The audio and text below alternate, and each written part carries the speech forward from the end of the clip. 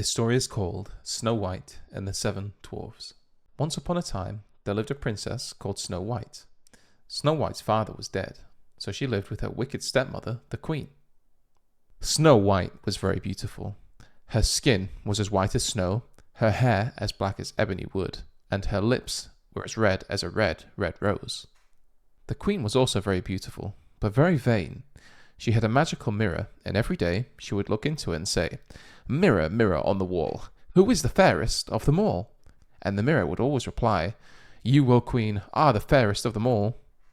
But the queen was still very jealous of Snow White and made her work at the castle as a servant.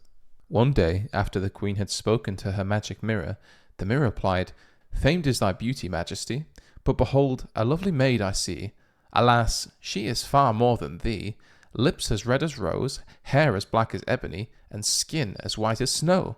The queen was naturally furious. "Snow White," she hissed, "it cannot be." At that very moment, Snow White was singing beside the castle well. A handsome prince who was passing by stopped to listen.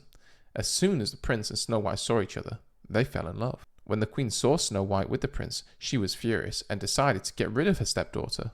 Uh-oh, that's not good. The next morning, the queen told the huntsman to take Snow White into the forest and to kill her.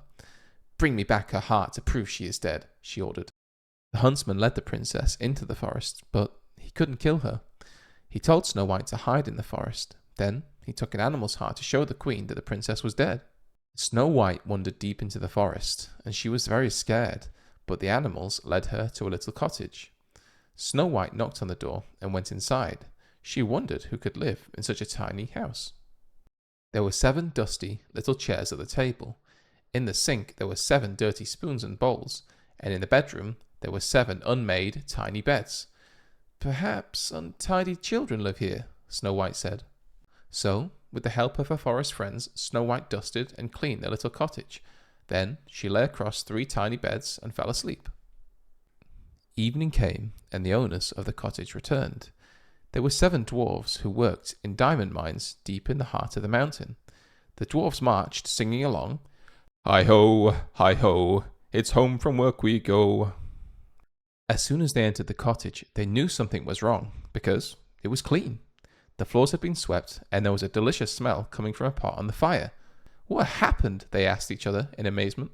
They searched the cottage for an intruder, and they reached the bedroom just as Snow White was waking up. "Who are you?" they asked.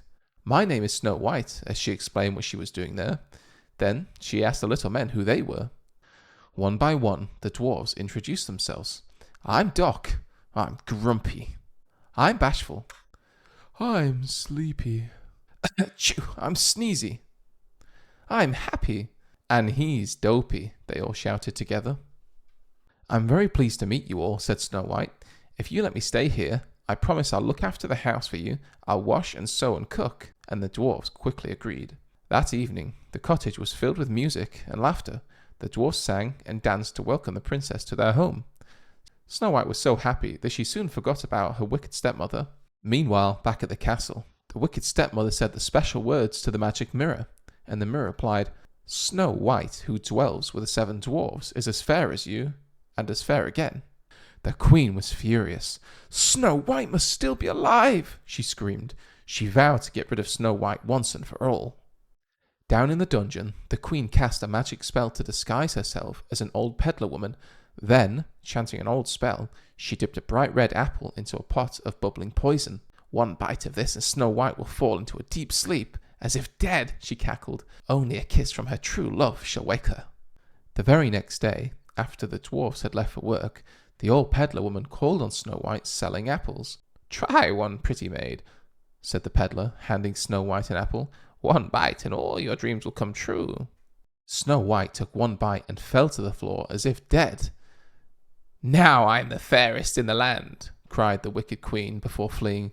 Luckily, Snow White's forest friends had seen what happened and went to fetch the 7 dwarfs. As the dwarves rushed the cottage, they spotted the queen running away, and they chased her through the forest and up the mountain. The wicked queen tried to roll a huge boulder on the dwarves, but it rolled back and pushed her over the side of the mountain, never to be seen again. When the dwarves returned to the cottage, they found Snow White lying on the floor, as if she were dead. They could not wake her, so they took her into the forest. They placed her on a special bed and kept watch over her every day. The months slowly passed, and Snow White's bed was covered with leaves, and then snow, and then the blossoms of spring, but still she did not wake up. One day a handsome young man came riding through the forest. He was the prince who had fallen in love with Snow White by the castle well. When he saw the princess, he got down from his horse, leant over, and he kissed her. All at once Snow White's eyes fluttered open. "She's awake!" the dwarves cried excitedly. The wicked witch's spell was finally broken. Before Snow White left to begin her life with the prince, she kissed each of the dwarves. "I'll come and see you very soon," she promised. The dwarves watched the prince lead Snow White away to her new life. They knew they would miss her, but they also knew that she and the prince would live happily ever after.